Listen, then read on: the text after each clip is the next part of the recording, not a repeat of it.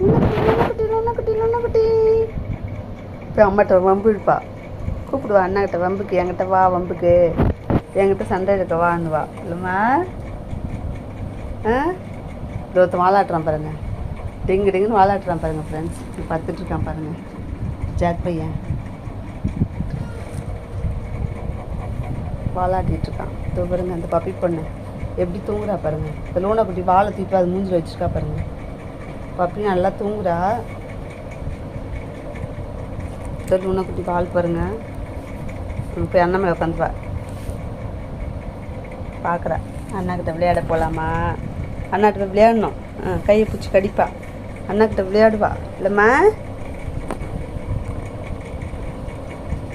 லூனாக்குட்டி.